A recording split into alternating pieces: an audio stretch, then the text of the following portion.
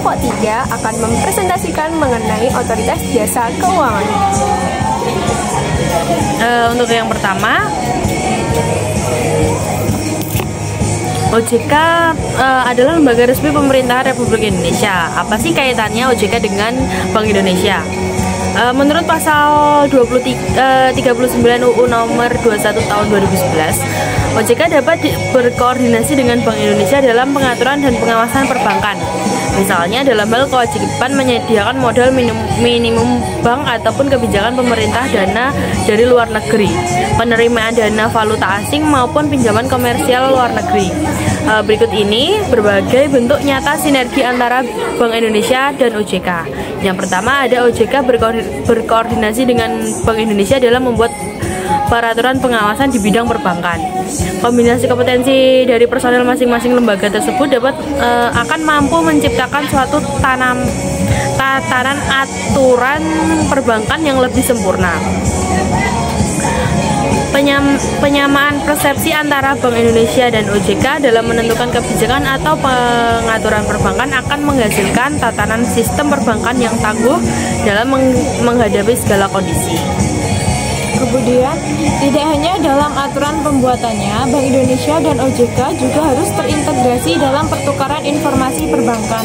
Melalui koneksi sistem informasi ini, Bank Indonesia dan OJK akan lebih mudah mengakses informasi perbankan yang disediakan masing-masing lembaga setiap saat. Informasi strategi yang dimiliki masing-masing lembaga dan aksesibilitas yang mudah sangat menunjang efektivitas pelaksanaan tugas. Dalam rangka pemeriksaan Bank Indonesia dan OJK juga terus melakukan hubungan timbal balik. Bank Indonesia dalam kondisi tertentu akan melakukan pemeriksaan khusus terhadap bank setelah berkoordinasi dengan OJK. Begitupun sebaliknya, jika OJK mengidentifikasikan bank tertentu mengalami kondisi yang memburuk, maka OJK akan segera menginformasikannya kepada Bank Indonesia. Kerjasama timbal balik ini dimaksudkan sangat bermanfaat untuk mengantisipasi dampak negatif ekosistem dari suatu kondisi perbankan. Dengan kerjasama itu pula, tindakan penanganan yang tepat dapat dilakukan dengan cepat. Berikutnya adalah pengertian dari Otoritas Jasa Keuangan atau OJK. Merupakan lembaga negara yang dibentuk dan berfungsi menyelenggarakan sistem pengaturan dan pengawasan yang terintegrasi terhadap keseluruhan kegiatan di dalam sektor jasa keuangan, baik di sektor perbankan, pasar modal, dan sektor jasa keuangan non-bank seperti asuransi, dana pensiun, lembaga pembiayaan, dan lembaga jasa keuangan lainnya. Secara lebih lengkap, OJK adalah lembaga independen dan bebas dari campur tangan pihak lain yang mempunyai fungsi, tugas, dan wewenang pengaturan, pengawasan, pemeriksaan, dan penyidikan sebagaimana dimaksud dalam Undang-Undang Nomor 21 tersebut. Selanjutnya ada sejarah mengenai Otoritas Jasa Keuangan. Otoritas Jasa Keuangan adalah lembaga yang sudah berdiri sejak 16 Juli tahun 2012 lalu. Sejarah berdirinya OJK adalah berangkat dari upaya untuk menghadirkan sistem pengaturan dan pengawasan pada kegiatan jasa keuangan di Indonesia. Dengan adanya OJK, maka secara otomatis mengambil alih fungsi regulator dan pengawasan pada perbankan yang sebelumnya dijalankan oleh Bank Sentral, dalam hal ini Bank Indonesia. Sementara untuk pengawasan lembaga keuangan non-bank, OJK artinya mengambil alih peran yang sebelumnya dijalankan oleh Kementerian Keuangan dan Bapepam LK. Bapepam LK sendiri merupakan singkatan dari Badan Pengawas Pasar Modal dan Lembaga Keuangan. Lembaga ini praktis sudah dibubarkan. Selanjutnya ada latar belakang terbentuknya OJK. Berdasarkan Undang-Undang Nomor 21 Tahun 2011, yang OJK berfungsi sebagai penyelenggara sistem pengaturan dan pengawasan yang terintegritas terhadap keseluruhan kegiatan di dalam sektor jasa keuangan. Sesuai pasal 4 dalam UU tersebut, Otoritas Jasa Keuangan dibentuk dengan tujuan agar semua sektor jasa keuangan terselenggara secara adil, teratur, transparan, dan akuntabel. Tugas pengawasan industri keuangan non-bank dan pasar modal secara resmi beralih dari Kementerian Keuangan dan Bapepam LK ke OJK pada tanggal 31 Desember 2012. Sedangkan pengawasan di sektor perbankan beralih ke OJK pada tanggal 31 Desember 2013. dan lembaga keuangan mikro pada tahun 2015. Baik, berikutnya ada fungsi dan tujuan OJK. Untuk fungsinya, Otoritas Jasa Keuangan mempunyai fungsi menyelenggarakan sistem pengaturan dan pengawasan yang terintegrasi terhadap keseluruhan kegiatan di sektor jasa keuangan. Kemudian untuk tujuan OJK yaitu dibentuk dengan tujuan agar keseluruhan kegiatan di dalam sektor jasa keuangan yang pertama terselenggara secara teratur, adil, transparan, dan akuntabel. Yang kedua, mampu mewujudkan sistem keuangan yang tumbuh secara berkelanjutan dan stabil.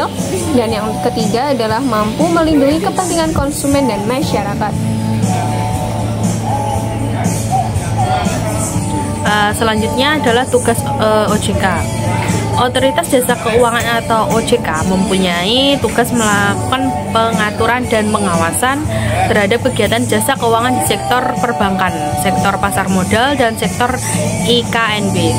Sementara berdasarkan pada pasal 6 UU nomor 21 tahun 2011, tugas utama OJK dari OJK adalah melakukan pengaturan dan pengawasan terhadap pertama, kegiatan jasa keuangan di sektor perbankan, kedua, kegiatan jasa keuangan di sektor pasar modal, dan ketiga, kegiatan jasa keuangan di sektor perasuransian, dana pensiun, lembaga pembiayaan, dan lembaga jasa keuangan lainnya.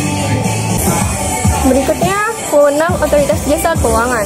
Adapun wewenang yang dimiliki OJK adalah sebagai berikut. Yang pertama, terkait khusus pengawasan dan pengaturan lembaga jasa keuangan bank yang meliputi 1. Perizinan untuk pendirian bank, pembukaan kantor bank, anggaran dasar, rencana kerja kepemilikan, dan lainnya. Yang kedua, kegiatan usaha bank antara lain sumber dana, penyediaan dana, produk, hibridasi, dan aktivitas di bidang jasa. Kemudian yang ketiga, pengaturan dan pengawasan mengenai kesehatan bank yang meliputi likuiditas, rentabilitas, solvabilitas, kualitas aset, rasio kecukupan modal minimum, dan lainnya. Kemudian, terkait pengaturan lembaga jasa keuangan bank non-bank meliputi yang pertama, menetapkan peraturan dan keputusan OJK. Yang kedua, menetapkan peraturan mengenai pengawasan di sektor jasa keuangan.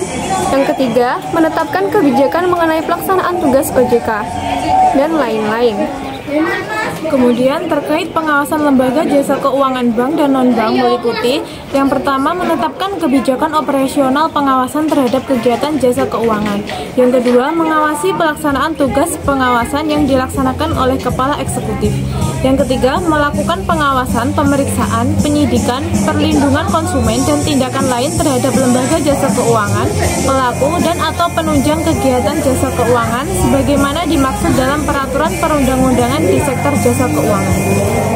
Baik, berikut presentasi dari kelompok 3. Apabila ada kesalahan kata, kami memohon maaf yang sebesar-besarnya. Wassalamualaikum warahmatullahi wabarakatuh.